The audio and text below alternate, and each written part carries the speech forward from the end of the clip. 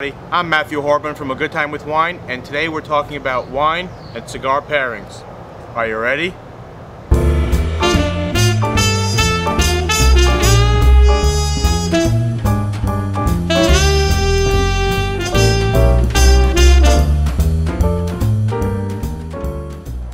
Hey everybody, like I said, Matthew Horban from A Good Time with Wine, and today I'm doing a guest post on StogieReview.com.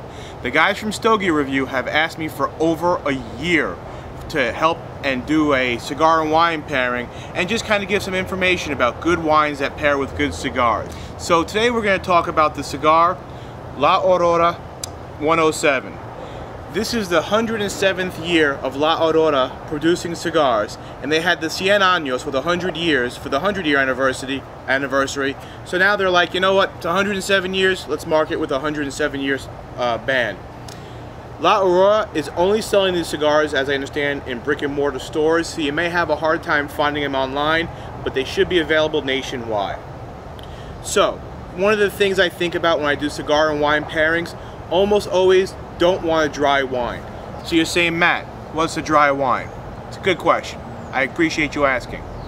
I try to avoid things that are really tannic, really dry, such as a Cabernet Sauvignon or maybe a Pinot Noir that's a little bit oaked. And the reason why is when you drink wine that has that astringent feeling, almost like black tea, you already got a cigar that's going to dry out your mouth. The wine is just going to make it worse, and it's not going to be an enjoyable sensation. Today I've chosen a Zinfandel, and I chose Gnarly Head Old Vine Zinfandel. First off, I chose this because it's easily available. 200,000 cases marketed nationwide. You should be able to find it in almost every grocery store and liquor store or wine shop near you.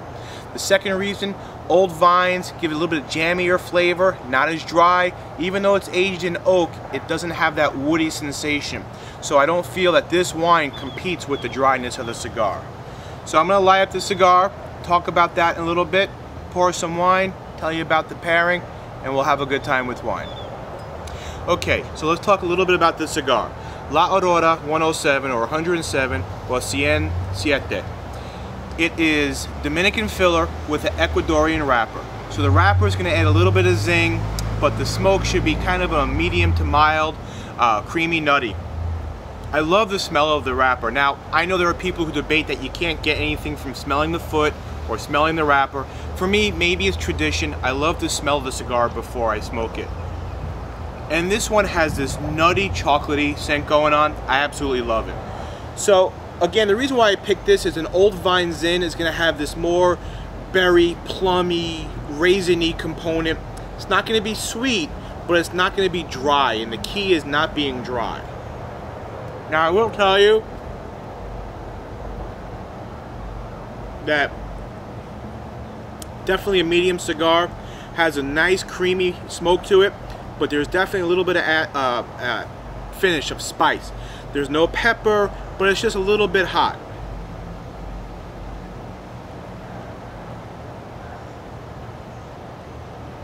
It's got an easy draw, not tight at all, well made. I'm not as thorough as the other guys on Stogie Review. I didn't sit there and look for imperfections on the wrapper or anything like that. I guess I could have done that. I don't know if you guys are big perfectionists or not. For me, it's more about enjoying the ceremony of the cigar, and the wine doesn't have to be. So what do we got in the glass? Nice inky purple. And the nose is just, whoa, brimming with berries. Like that, huh? It's a good swirl. Brimming with berries. It's almost like fresh fruit. There's a little bit of spice component in there.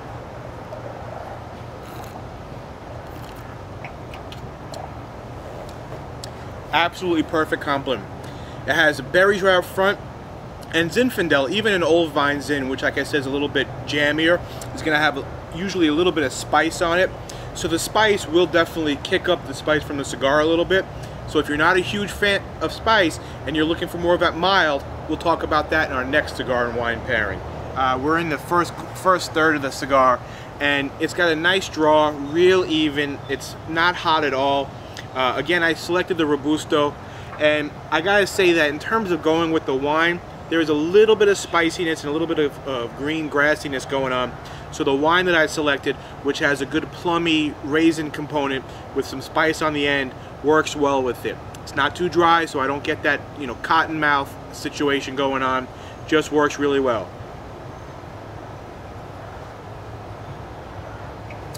So a couple of things about wine that maybe you haven't thought about, things that you can think of when you're serving your wine.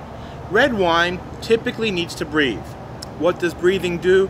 Breathing lets oxygen interact with the wine and just kind of opens it up. It oxidizes or oxygenates, depending on what word you're looking up in the dictionary. That just lets the flavors come out. Some wines, especially when they're young, are tight. The flavors aren't ready to show.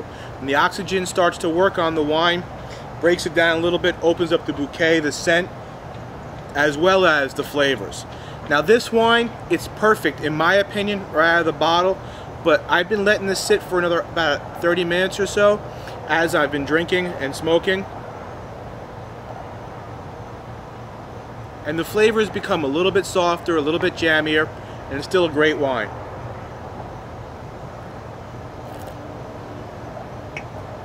That really works well together. So I'm about midway on this cigar. The ash, hopefully you can see, still staying strong. It's got a little bit milder actually as it's gone on. That grassiness that I had early in the beginning, completely gone. And it's smoking really, really nicely. Now the good thing about making chicken on the grill, it's a long process. So that gives me plenty of time to enjoy this cigar. Just lost my ash all over my arm. That's what I get for trying to show off. So the spiciness that I had early on, it's still there on the finish, but on the draw and when I have the smoke in my mouth and when I exhale, it's not as prominent. However, a second or two after, there's a little bit of spice like white pepper on my tongue from the cigar. It's actually a little bit more mild than I was anticipating, which for me is great because although I enjoy heavy cigars, when I'm right before dinner, this is something I'd rather have a little bit of a lighter cigar. It's working really well with the wine, which is opening up and definitely jammy, fruity, easy drinking.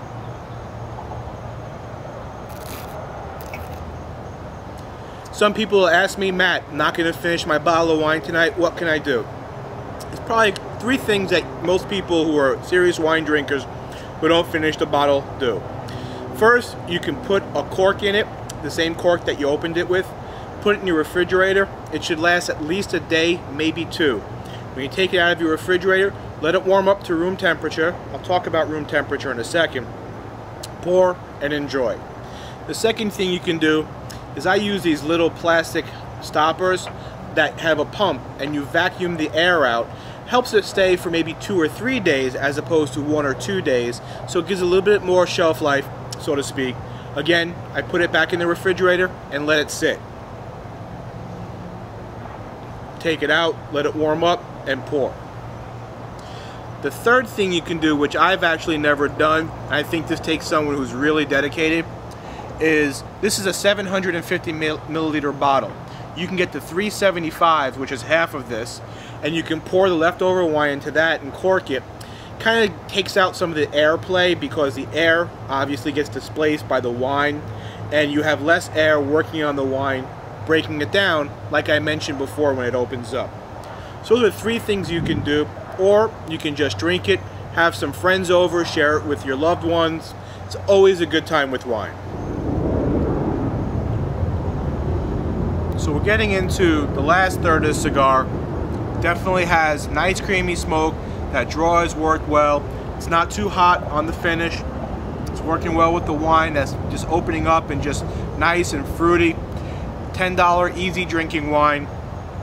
Not a tremendous amount of complexity, but good flavors. It's a good pairing. It's a good time with wine. So until next time, this is Matt from A Good Time with Wine. You can follow me on Twitter. You can find me on Facebook. You can even toss me an email. Always look forward to helping you pair wine with cigars or food, or just drink alone. Cheers.